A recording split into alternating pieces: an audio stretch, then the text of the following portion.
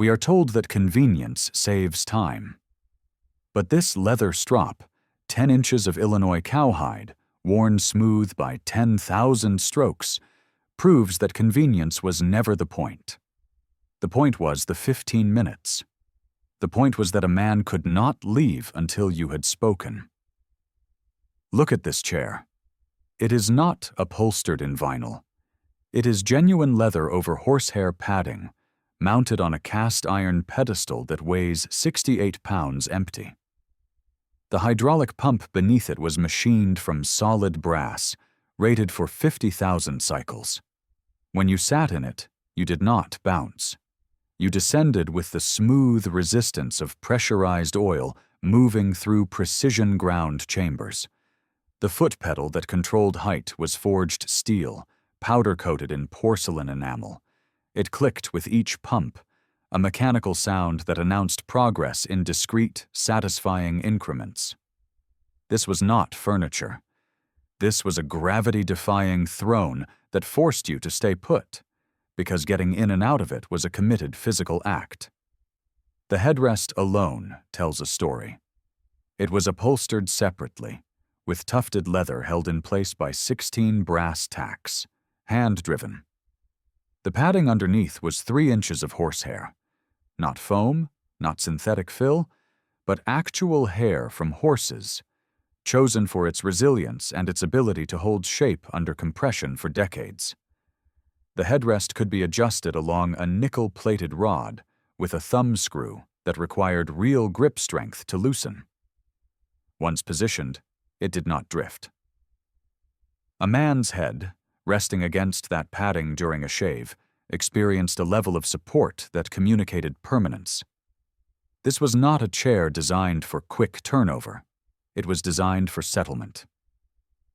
To the modern eye, this looks like an old barber chair. But to the forensic historian, this was a time detention device that solved a problem we no longer even admit we have. How do you force men to talk to each other when they would rather not? The chair is the surface. But the real engine was beneath it, behind it, around it. The real engine was a system so perfectly calibrated to human behavior that its disappearance collapsed an entire category of male social infrastructure. We did not lose the barbershop. We dismantled a behavioral architecture that had been refined over 2 centuries and replaced it with nothing. The system had a name, though no one called it that. Call it the captive audience protocol. And it began the moment you opened the door. The door was solid oak, 2 inches thick, hung on ball-bearing hinges that cost more than the entire door does now. It weighed 42 pounds. You could not slip in quietly. The door forced an entrance. The bell, a brass shopkeeper's bell mounted on a coiled spring, announced you. Everyone in the shop turned.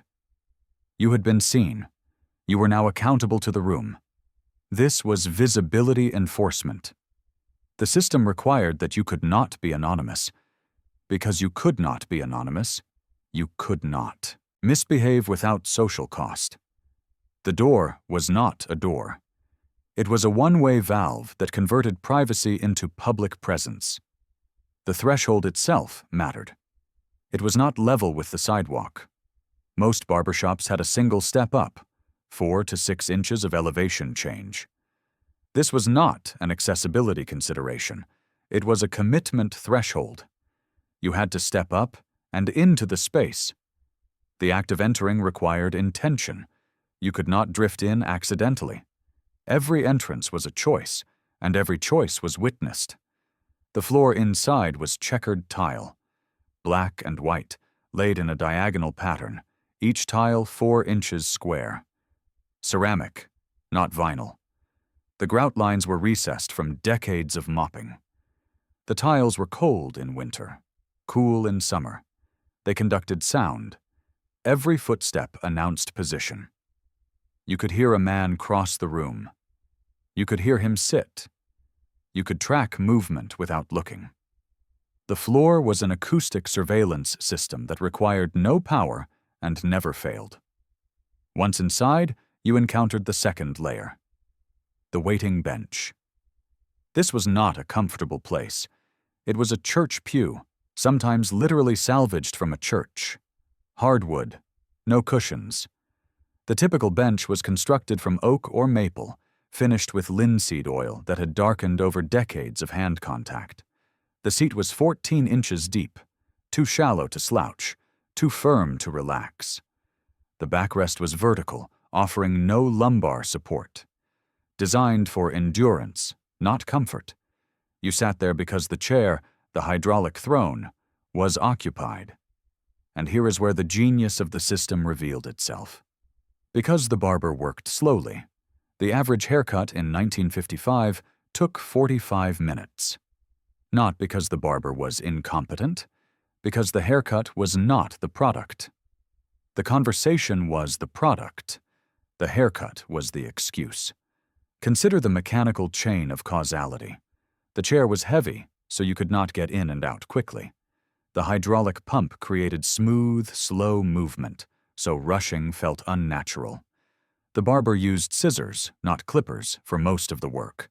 Scissors require 1,500 individual snips for a standard men's cut. Each snip took 2 seconds. That is 50 minutes of continuous hand motion. The barber could not speed up without sacrificing quality. Quality was visible. Your head was inspected by everyone you knew for the next 2 weeks. The barber's reputation was worn on your skull. The scissors themselves were a precision instrument. Most barbers used German-made shears, Solingen steel, hand-forged, balanced to within 1/10 of an ounce. The blades were 7 inches long, sharpened to a 20-degree bevel. A good pair cost $18 in 1955, equivalent to roughly $200 today. But they lasted 30 years if maintained properly. The barber sharpened them himself, on a whetstone, every Saturday after closing. The relationship between the barber and his scissors was intimate. The tool became an extension of the hand. You could identify a barber by the sound his scissors made, the rhythm, the pace, the metallic whisper of the blades passing each other. The comb was horn. Actual horn, harvested from cattle, heated and pressed into shape. It was semi-translucent when held to the light. The teeth were cut by hand, each one beveled so it would glide through hair without snagging. A barber might own 3 combs over his entire career. When a tooth broke, he filed it smooth and continued using it. The comb developed a patina from the oils in human hair, a darkening along the spine, a smoothness that no new comb possessed. This was a tool designed to be used 40,000 times. It had no planned obsolescence because obsolescence was not yet a business model, so the barber worked slowly.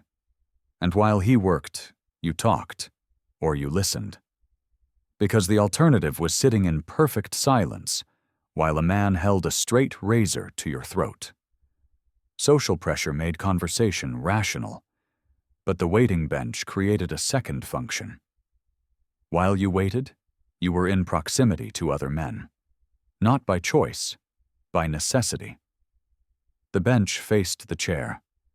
You watched the man in the chair. You heard his conversation. You absorbed his news. When he left and you sat down, you inherited his topic. Conversation was not initiated. It was transferred, like a baton in a relay. This was passive information distribution. News moved through the barbershop not because anyone intended to spread it, but because the architecture of waiting made eavesdropping mandatory. You could not hear. The room was 12 feet by 18 feet. The acoustic properties of plaster walls and tile floors meant every word was audible. There was no sound insulation, no background music. The only sounds were voices, scissors, and the occasional hiss of the hot lather machine. Privacy was not an option. Proximity destroyed it. The walls themselves contributed.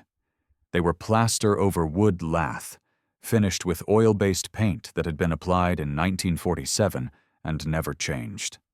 The plaster was 3/4 of an inch thick. It reflected sound evenly. There were no soft surfaces to absorb conversation. The ceiling was pressed tin, 12-inch panels stamped with a floral pattern, painted white. Tin also reflects sound. The barbershop was an acoustic amplifier.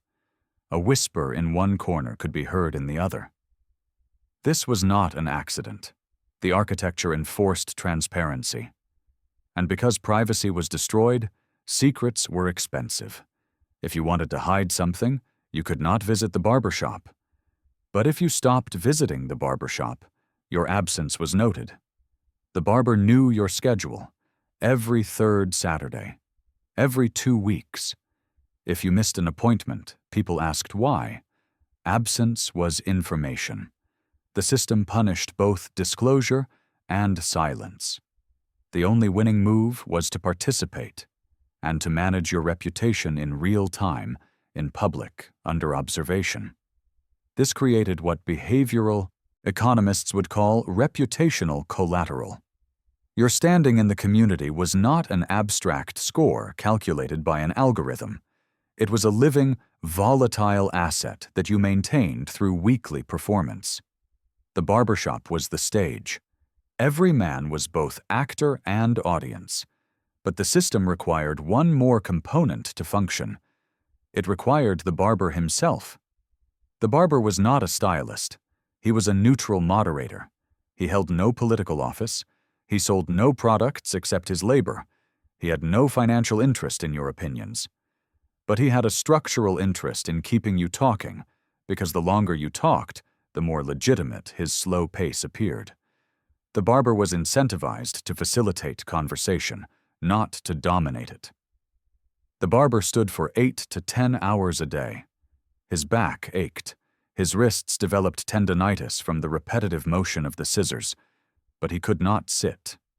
The design of the shop did not allow it. There was one chair, the customer's throne. The barber stood behind it, circling, adjusting the height with the foot pedal, tilting the headrest, moving in a choreographed pattern that had not changed in 70 years. This physical arrangement created a power dynamic.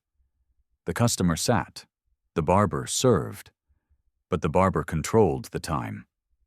The customer could not leave until the barber finished. This was a negotiated captivity. Both men were bound by the ritual. The barber wore a uniform, white cotton smock, starched with snap buttons. The smock was washed daily. It was a signifier of cleanliness, of professionalism, of role. When the barber put on the smock, he became the barber, not Jim, not Bob, but the barber, a title with obligations. The smock had pockets. In the right pocket, comb, spare comb, shears. In the left pocket, straight razor, strop, talcum powder.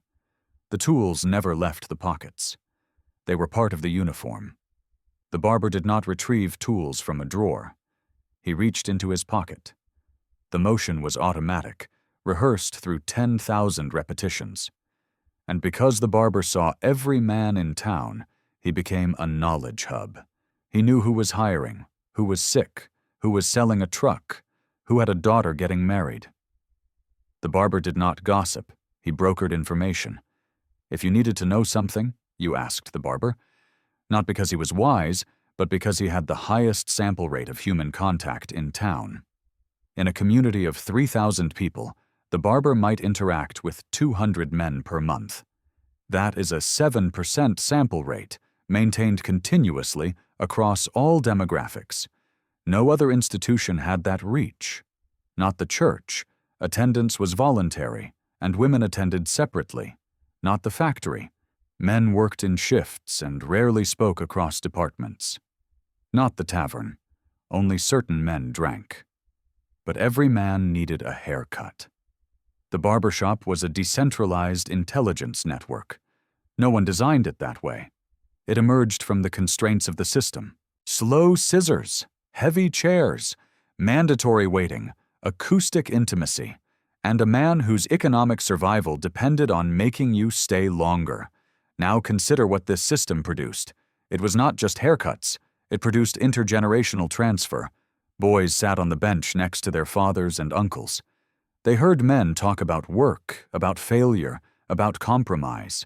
They learned the conversational protocol, how to disagree without escalating, how to tease without cruelty, how to ask for help without begging.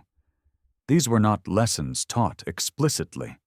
They were absorbed through observation. A boy watched his father get roasted for a bad decision. The teasing was sharp, but not cruel. The father laughed. The boy learned that men could criticize each other and remain friends. The boy learned that mistakes were survivable. The barbershop was a school with no curriculum and no teacher, but a perfect attendance record. Boys as young as 6 accompanied their fathers. By age 12, they sat alone, waiting their turn, listening to men discuss taxes, machinery, weather, politics. The topics were adult, but the language was not filtered. Boys learned the vernacular of men. They learned what mattered. They learned how to hold an opinion without making it a moral crusade. A boy's first solo haircut was a rite of passage. His father dropped him off and left. The boy sat on the bench, surrounded by men, accountable to the room. He had to speak when spoken to. He had to answer questions. The barber asked about school. The men on the bench asked about his father. The boy was tested. Not formally, but structurally. Could he hold a conversation? Could he meet eyes? Could he sit still for 40 minutes without fidgeting? These were the metrics of manhood, tested in public, with witnesses. It produced conflict resolution. Because men could not avoid each other, the town was small, the barbershop was the only one, they had to negotiate disagreements in a semi-public forum. The barber, as neutral moderator, could diffuse tension with humor or redirect the topic. Arguments happened, but they were contained. The system imposed a cooling function. You could not storm out. You were mid-haircut. You could not escalate to violence. 20 witnesses. The structure enforced civility. There are documented cases of feuds being settled in barbershops. 2 men, not speaking for months over a property dispute, forced into proximity by necessity. The barber steered the conversation to neutral ground. Weather, crops, the performance of the high school football team. Slowly, over weeks, the tension dissolved. Not through mediation, but through mandatory low-stakes interaction. The system wore down grudges through sheer repetitive exposure. One barber in Iowa kept a journal. He recorded conflicts he had observed and their resolutions. Over 30 years, he documented 47 feuds. 41 resolved without legal intervention. The barbershop was the forum. The barber never intervened directly. He simply maintained the space. The architecture did the rest. It produced economic coordination. A man mentioned he needed a hand with a roof. Another man, 3 chairs away on the bench, volunteered. The transaction was witnessed. Reputation was staked. If you offered to help and failed to show, 12 people knew. The barbershop was a labor exchange with 0 transaction costs and total transparency. Jobs were filled. Favors were traded. The informal economy of small-town life was negotiated on that bench. Men also bought and sold through the barbershop. A used tractor, a hunting rifle, a cord of firewood.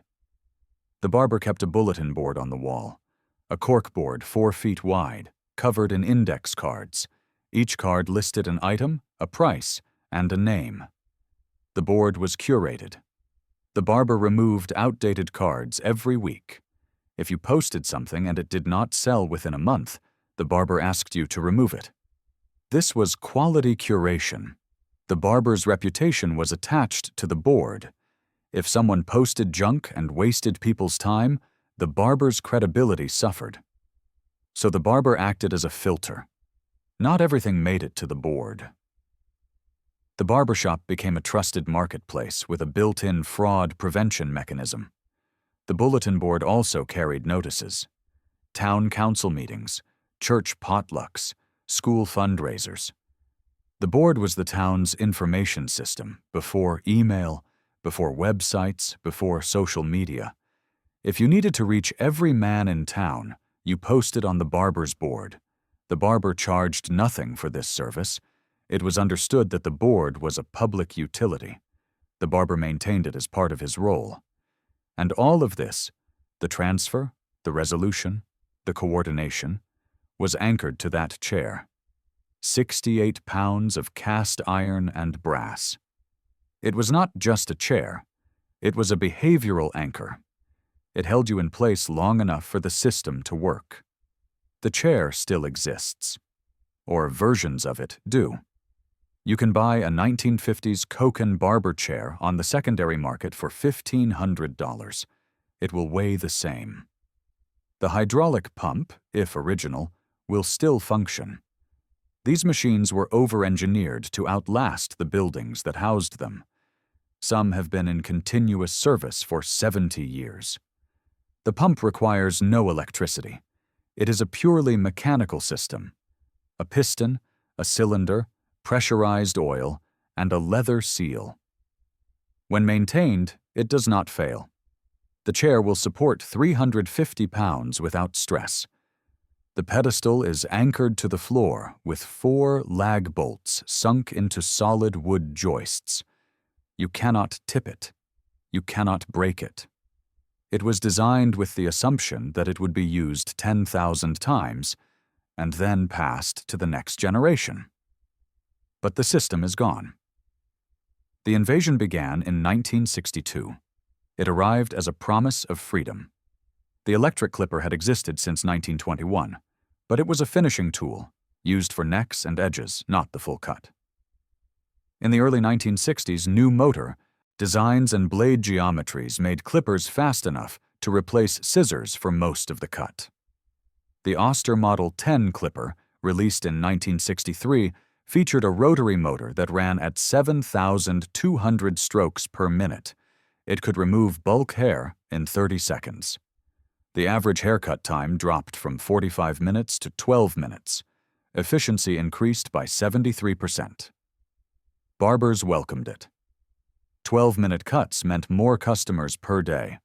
A barber working alone could handle 4 customers per hour instead of 1.3. Revenue increased. The clippers were not expensive.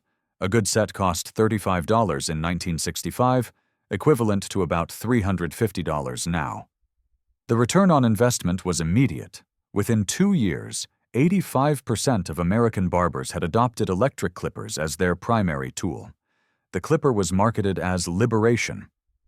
Advertising from Oster in 1964 showed a barber smiling, surrounded by happy customers.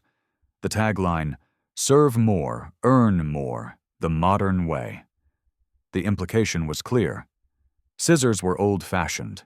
Clippers were progress. The barber who resisted was a dinosaur, clinging to outdated methods while his competitors thrived. But the clippers broke the time detention device. 12 minutes was not long enough to have a conversation. It was barely long enough to settle into the chair. The barber could no longer afford to work slowly.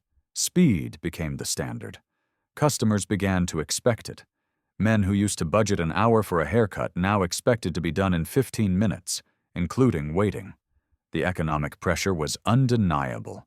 A slow barber lost customers to a fast barber. The market punished deliberation. And because the cuts were faster, the waiting bench emptied. There was no queue. You walked in, you sat down, you left. Proximity collapsed. The men on the bench, the audience, the witnesses, the accidental participants, disappeared. The barbershop stopped being a gathering place and became a service station. The clippers did not destroy the barbershop. They destroyed the economic justification for slowness. And slowness was the load-bearing column of the entire system. The second wave arrived in 1972. Franchising. A corporation called Cost Cutters opened its first location in Minneapolis. The model was simple. High volume, low cost, no appointments. The shops were located in strip malls, not on Main Street. The chairs were lighter, aluminum pedestals, vinyl upholstery. The hydraulic systems were replaced with pneumatic lifts powered by compressed air. Cheaper, faster, adequate. The barbers were not independent operators. They were hourly employees. The average cut took 8 minutes. The price was $3.50. Independent barbers could not compete. A traditional shop had overhead, rent on Main Street, a building to maintain, a reputation to protect. The franchise had none of that. Strip mall rent was 60% cheaper than Main Street rent. The franchise had no property to maintain. The landlord handled that. The franchise had no reputation to protect. Customers expected uniformity, not excellence. The business model was volume, not craft. The franchise was a commodity service provider. Haircuts became interchangeable. The barber became replaceable. If one employee quit, another was hired within a week. No continuity, no relationship. The customer did not care who cut their hair because the cut was standardized. Blade number 3 on the sides, number 5 on top, square the neck. Done. The entire process was proceduralized. There was a manual. New employees were trained in 6 hours. They practiced on mannequin heads, learned the blade numbering system, memorized the steps. After 2 days, they were cutting hair on paying customers. By 1985, 60% of independent barbershops in towns under 20,000 people had closed. The franchises did not replace them. They operated in different locations, on different schedules, with different economics. The barbershop on Main Street closed, and nothing filled the space. The building was sold, converted into a tax preparation office or an insurance broker's office. Businesses that required no foot traffic, no gathering, no public presence. But the franchises offered something the old shops did not: anonymity. You did not have to talk to the stylist. You did not have to wait next to your neighbor. You did not have to be seen. You could drive to the next town, get a haircut from a stranger, and leave. No one knew your business. No one asked about your family. No one had expectations. The stylist did not know your name. You paid cash. You left no trace. It felt like liberation. Privacy had been returned. The oppressive intimacy of the small-town barbershop, the endless questions, the mandatory civility, the performance of reputation, was gone. You were free. We did not realize we were being untethered. The third wave was subtler. It was not a technology, it was a regulation. In 1996, the Occupational Safety and Health Administration updated health codes for barbershops. Straight razors, unless disposable, were effectively banned in most states due to blood-borne pathogen protocols. The risk of cross-contamination, even with proper sterilization, was deemed unacceptable. Barbers could still offer shaves, but only with single-use disposable blades. The cost per shave increased. The ritual was diminished. Most barbers stopped offering shaves entirely. The hot lather shave, a 15-minute ritual that required the customer to sit still, eyes closed, face exposed, disappeared. The process had been ceremonial. The barber heated the lather in an electric dispenser, a porcelain unit that kept the soap at 130 degrees. He applied it with a boar bristle brush, building the foam in slow circles. The customer reclined. The chair tilted back. The barber stropped the razor. 10 strokes on the leather, a sound like a slow drum beat. Then the blade touched the skin. The barber worked in silence. The customer could not speak. The hot towel followed, draped across the face, held for 2 minutes, removing the last traces of soap and tightening the pores. The shave was not a significant revenue source. A shave cost $1.50 in 1955. By 1990, it cost $8. barely worth the time. But it was a time detention device. While the barber stropped the blade, while the lather was applied, while the razor made its slow passes, you could not leave. And during that time, you talked, or the barber talked, or you listened to the man in the next chair. When the shave disappeared, another 15 minutes vanished from the system. The barbershop visit, which had once taken an hour when you included waiting and conversation, now took 12 minutes. The door-to-door time was the same as a drive-through. The system could not function at 12 minutes.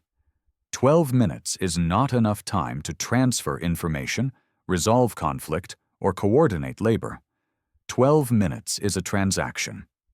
And transactions do not build trust. Let us state it plainly. The old barbershop required 45 minutes per customer. The new model requires 8. We did not gain efficiency. We traded the ritual for the speed. We traded the forum for the haircut. The old chair weighed 68 pounds and was designed to last 50 years. The new chair weighs 18 pounds and is designed to be replaced in 7. We did not upgrade the technology. We downgraded our expectations of durability. The old barber was an independent operator with 20 years of experience and a reputation to protect.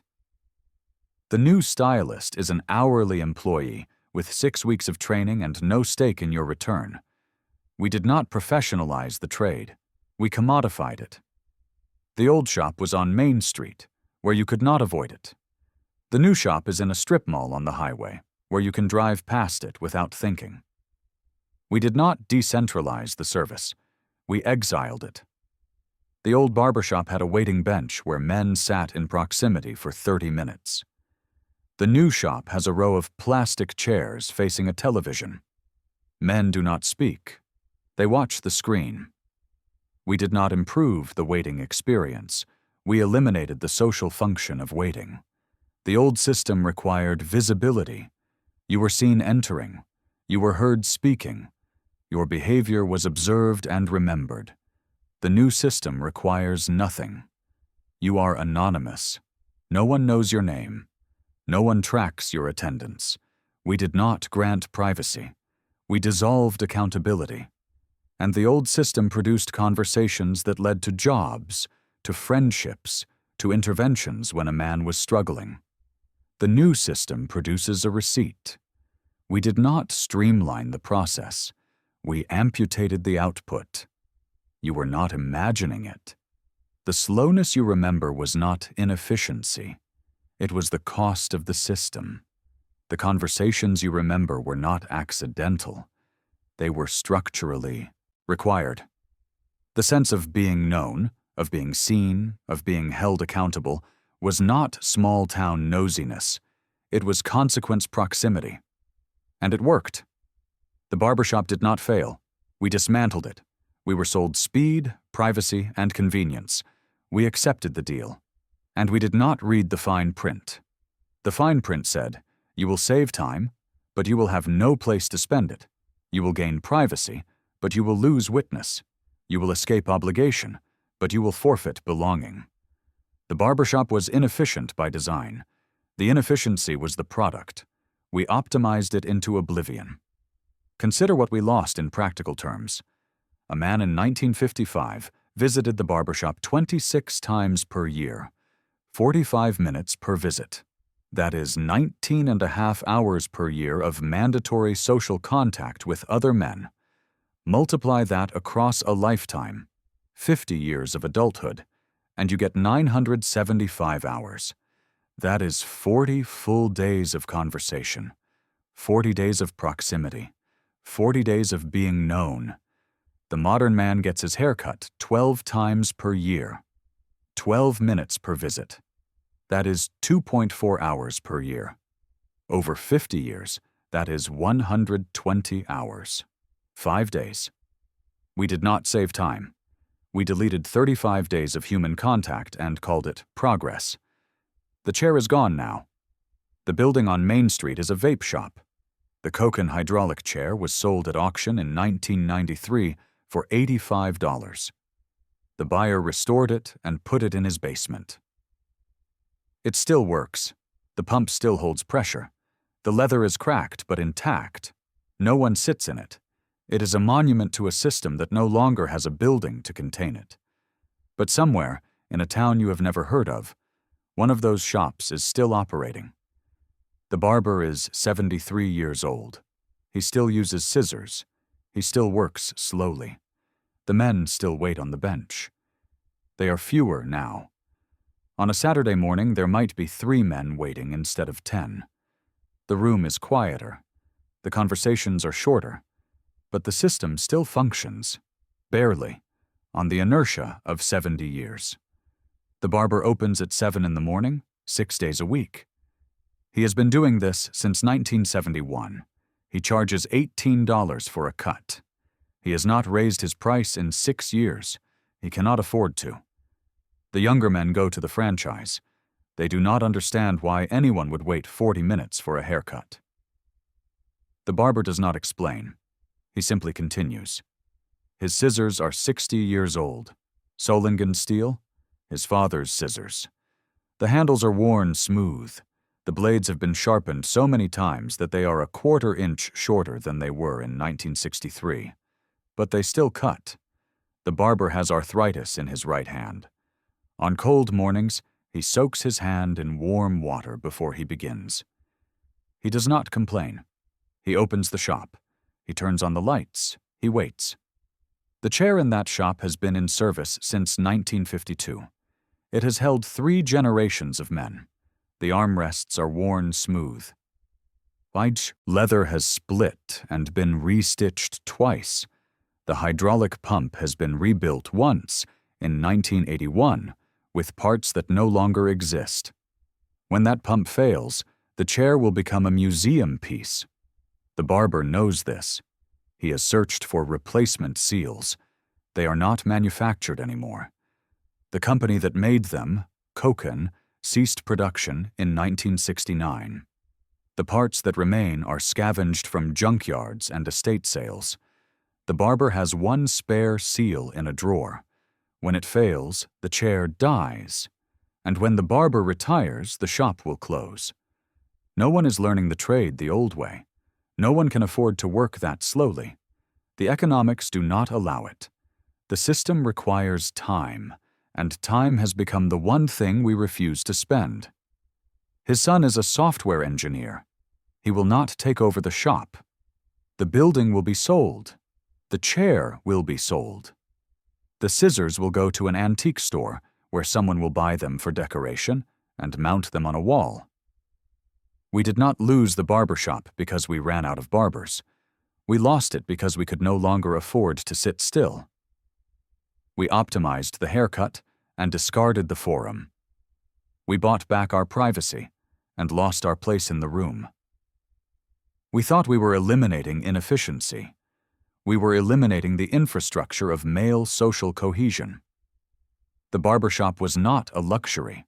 It was a utility. It provided a service that no other institution could replicate. It forced men into proximity. It created accountability. It transferred knowledge across generations.